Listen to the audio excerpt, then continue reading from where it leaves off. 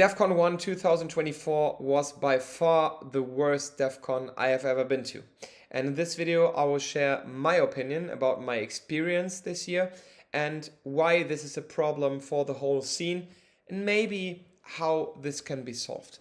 My name is Heiko the Orange One. You will find me on Instagram. I'm 33 years old and right now I'm traveling all around the world and be at nearly every possible hardstyle festival. I'm a die-hard fan from the heart, like for so many years now. I've grown up with that music, listening to hardstyle for more than 20 years now, and I've been to several festivals in the past. Multiple Defqons, Decibel, Intense, and all the other stuff which is out there. And I have nothing to do with the scene. My job is something completely different, has nothing to do with it, but hardstyle and hard music is my passion, and this is why I want to talk about it. So, first of all, I'm from Germany, and my English is probably not as good as it should be. Or maybe not as good as like from other people, but I'm trying my best, and I just hope that you get every point I want to make.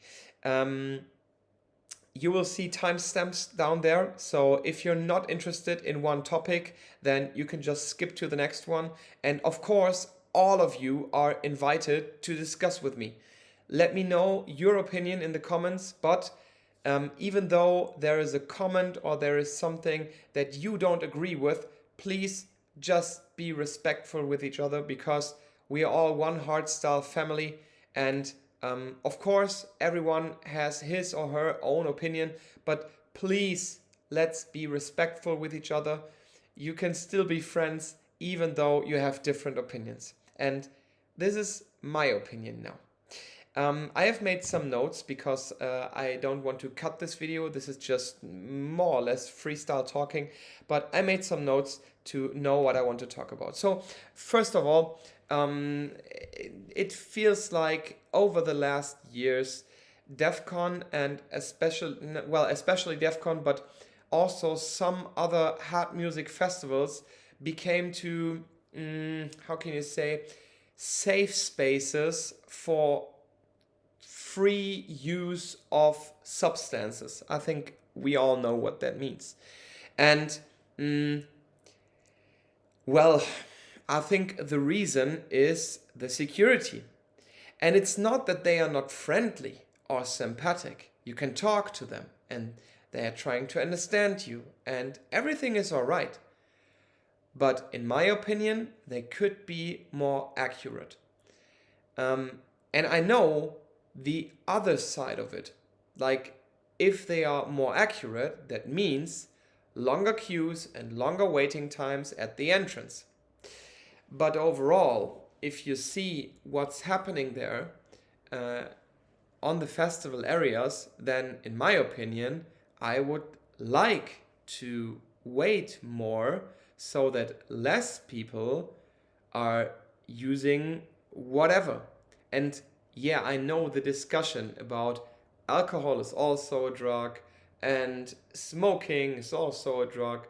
But for me, seriously, I think it's something different if you sniff something through your nose or whatever.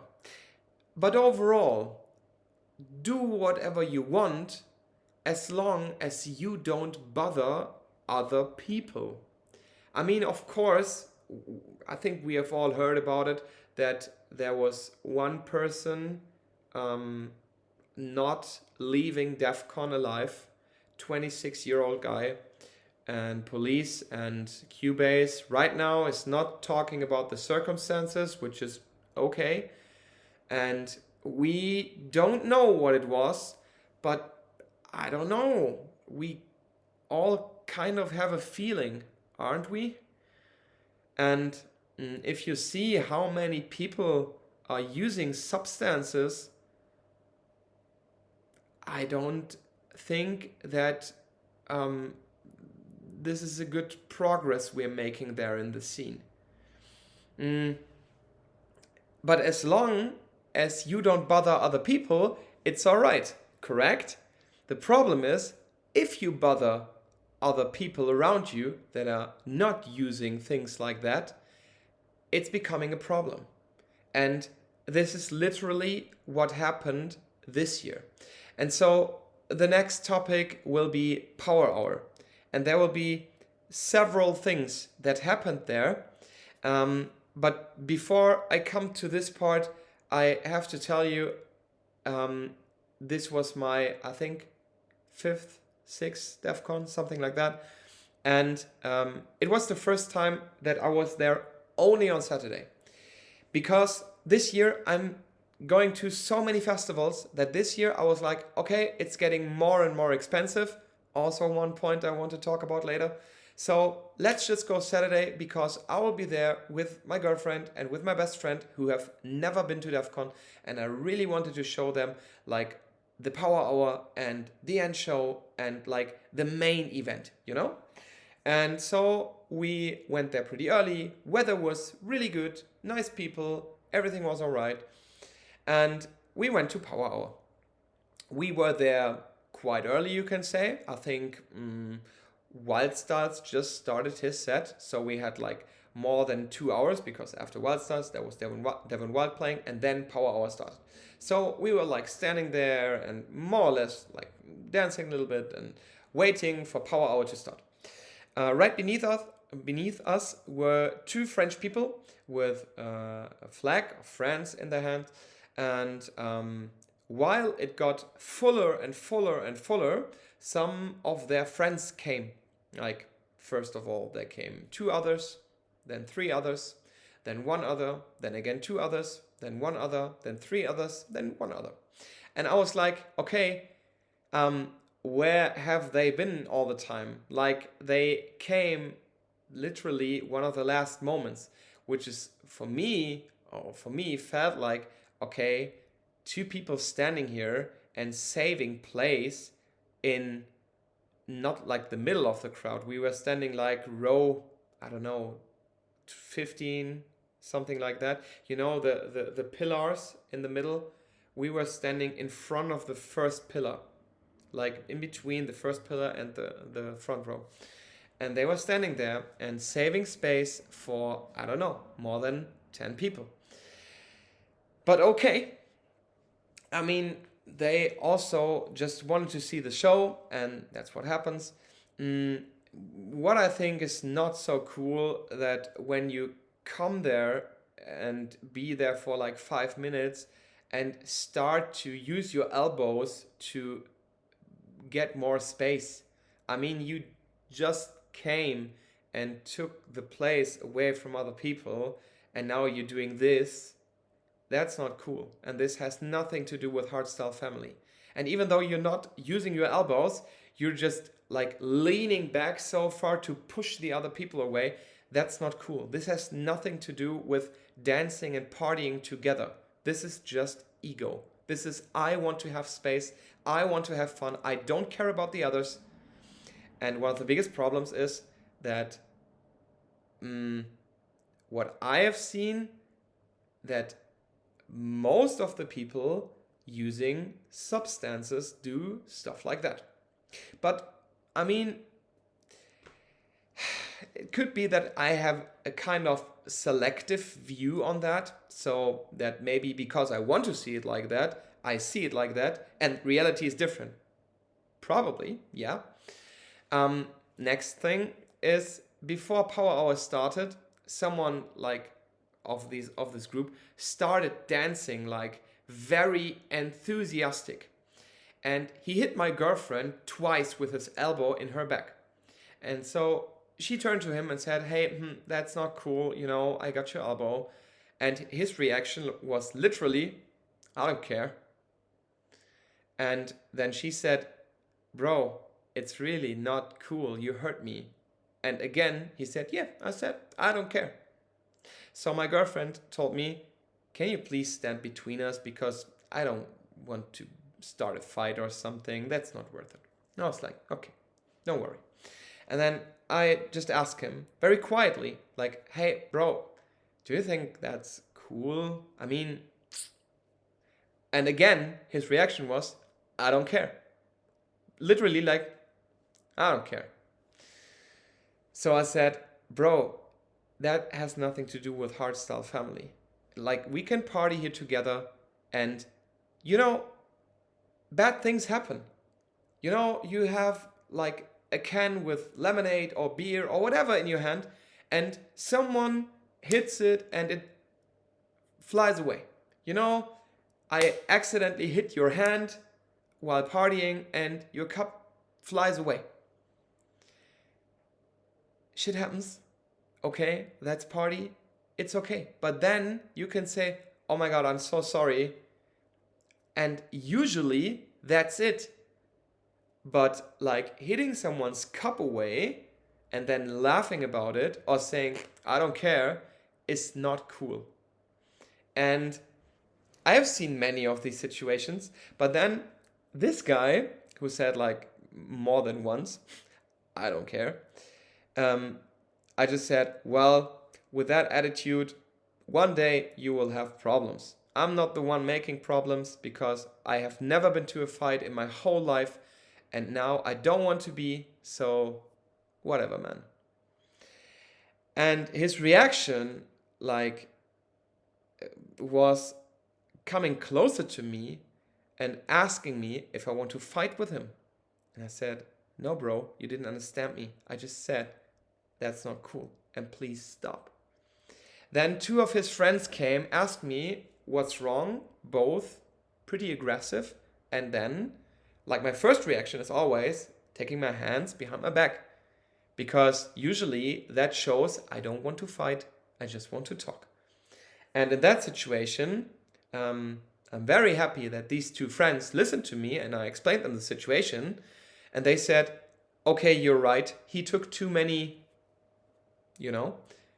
and he's a bit too aggressive. And then they pulled him back and he got angry more and more, wanted to come towards me and fight me with all of his power. And he also scared my girlfriend and my best friend because they didn't want to fight. We came there for power hour, not for fighting. But okay, I mean, overall you can say there was maybe just one person and that happens. Unfortunately, this is not the first time that things like that happen. It was the first time that it was so, do you say drastic? But it was not the first time that someone reacted like that. So all the time I'm complaining about people using whatever on festivals.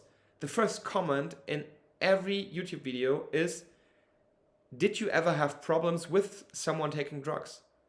And yes, I had problems. Over and over again. Do your thing, but don't bother other people. This is one of the biggest problems, in my opinion. And if the security works more accurate, this problem can be solved. Okay, let's keep going. One of the next bigger things was the sound at Power Hour. I don't know how the sound was for you. Maybe we were just standing in a bad spot, but for the first at least 15 minutes, I checked the clock. If I remember correctly, it was the first 20 minutes. The sound was just really bad. I heard the bass and the subwoofer, but even though Villain was saying something in the microphone, I couldn't understand what he was saying because of the bad sound. And yes, they fixed it after 20 minutes and then I could understand everything.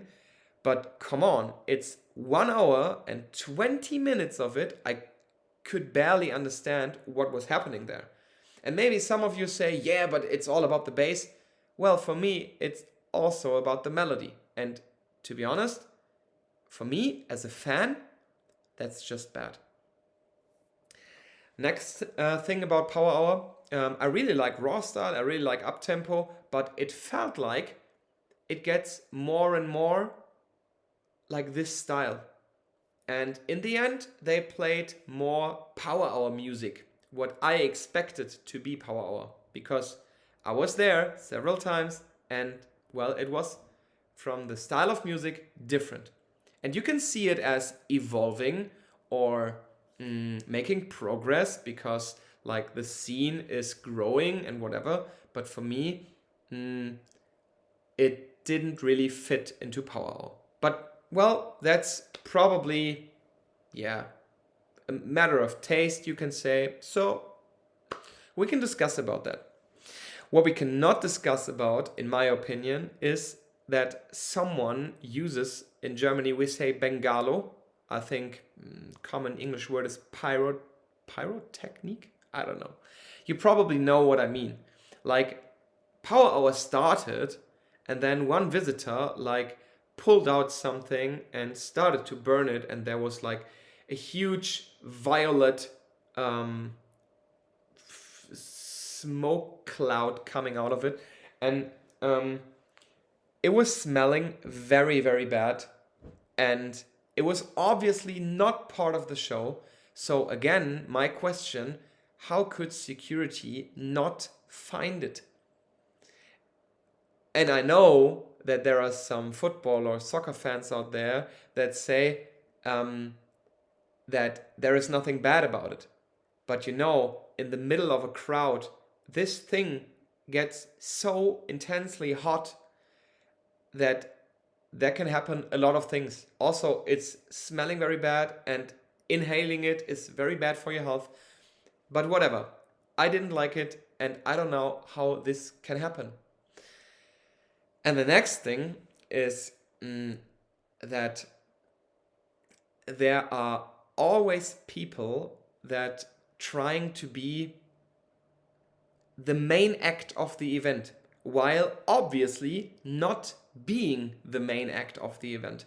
For example, there was this huge Power Hour flag coming from the front, and everyone was pulling it far behind. And then first one girl and then one guy had the great idea to climb onto the flag.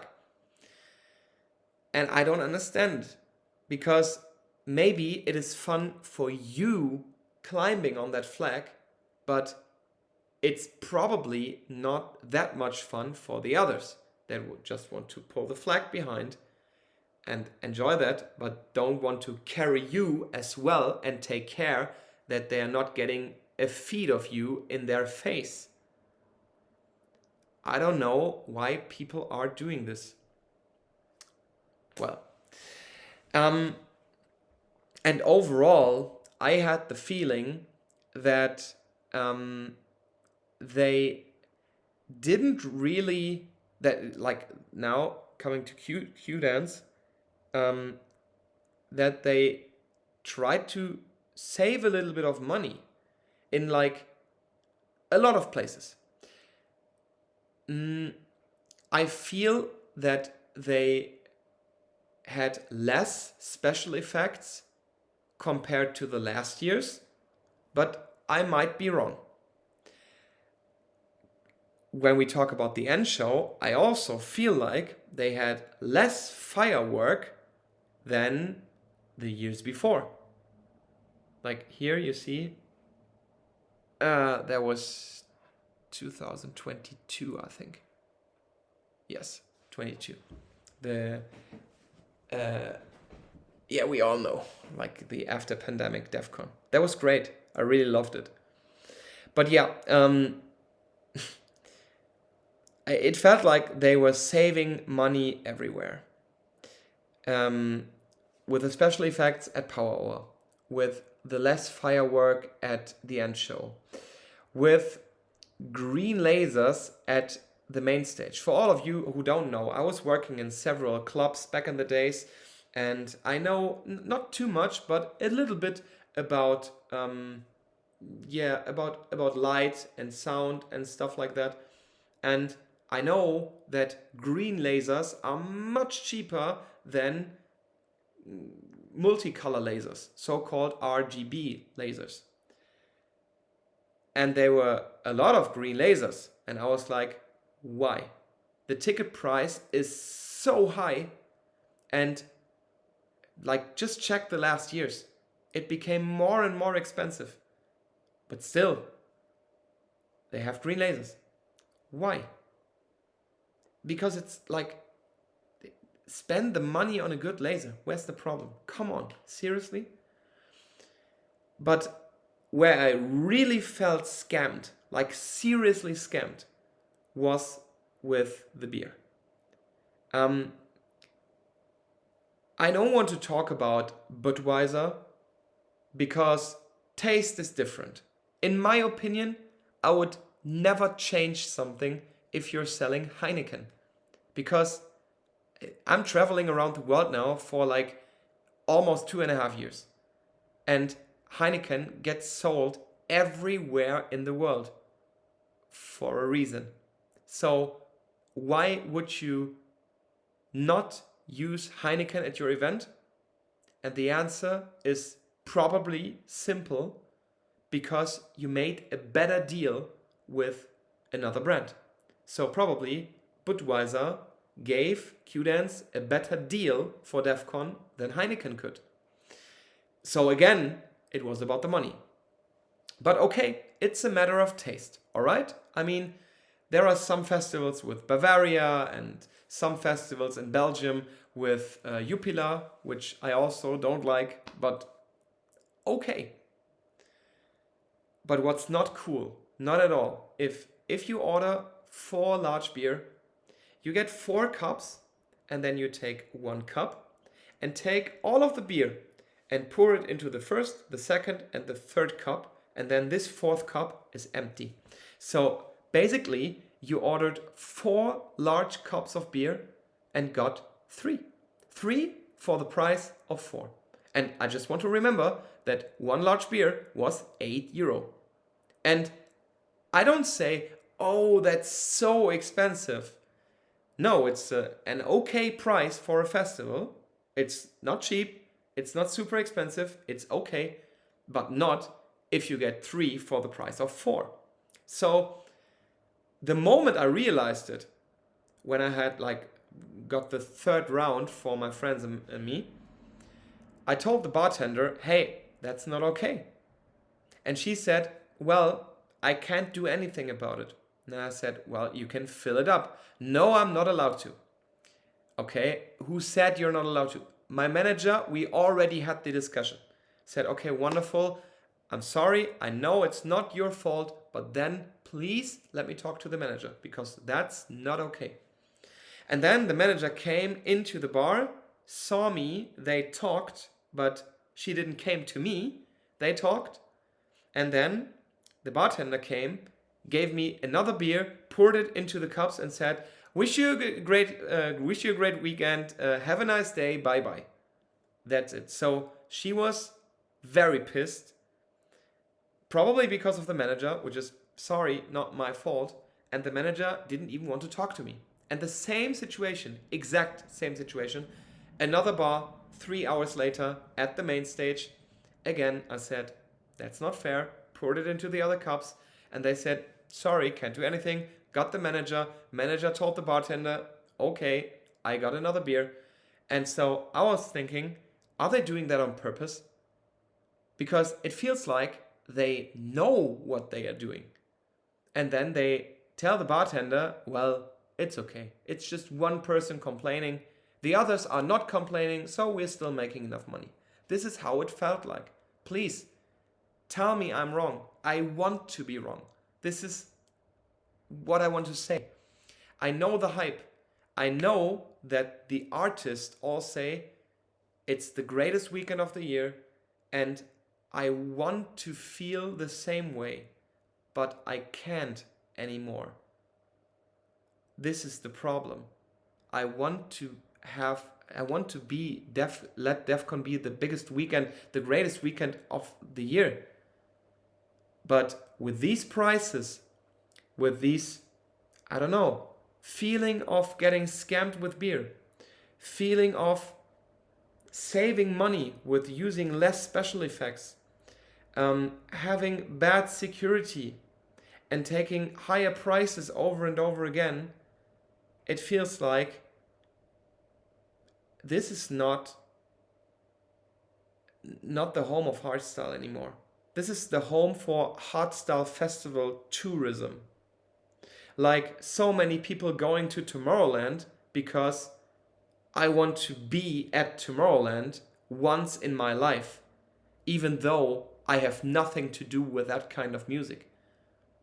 Maybe you have been to Tomorrowland, you also probably have seen people that are usually not listening to any kind of music that they are playing at Tomorrowland. And this is what's happening at Defqon as well. So many people not having anything to do with the hardstyle scene coming there just to make a photo of the main stage and to say, I was there. And that's a big problem. Because you can see the commercial usage everywhere. For example, the path, what they just invented, which basically means the more money you spend, the higher in ranks or levels you get. I don't know if you can buy something from it or so. Because I didn't really take too much time to check that system, because it was obvious for me that the more money you spend, the higher your rank will be. So they want to make you spend more money. For example, one task or one quest is getting a massage at Defqon. I never got a massage on any festival in my whole life because I don't go there for massage. I understand why people maybe try it, use it, need it, okay, but I will never do that. Like, probably and hopefully. So why would I do it now? Just to get points, to get a higher level. And another point, if I remember correctly, then last year, 2023, the dedicated members got live streams of every stage in video on the Qdance app. But this year, like for the same price, they didn't get video, they only got sound. And yes, Qdance communicated it, but that doesn't really make it better. If last year you're getting sound and video, and for the same price this year you get just the sound, I don't think that's progress. I think this also feels like, okay, we save some money here, we save some money with the beer, we save some money with special effects, we save some money with fireworks, we save some money with the green lasers, and then we take higher ticket prices. So we're making more money. And don't get me wrong, you can earn probably as much money as you want from it, but is this really necessary? Is this really necessary to feed your family and to make a really good living out of this scene? And I'm not talking about the DJs or the artists. Everything is all right. I'm talking to the people who are organizing this event. Because, well, this is not my home anymore. Like, when this voice says, welcome home, you get this feeling and you get this, yes, finally I'm here. And then you see all the things happening there that weekend and you feel like, what happened to my home the last years? And this is what happened to me and my heart this year. And to be honest, also if I'm smiling right now, it makes me really sad to see what happened there. Because I know that there are people, probably people that are a little bit younger than me, that have been to their first or second Defqon, that say, yeah, it was the best Defqon of my life. Yeah, of course, you haven't seen the ones before, but maybe also because you want to make it feel like the best event of your life. And I also want to have the feeling that this was the best event of my life. But it just wasn't. And it's just fair to talk about that and to admit it and to make a point and say, enough is enough, guys. We have to talk about that in a serious way. I'm not satisfied with what happened, and I hope something's gonna change. I really hope. Let me just check if I forgot something.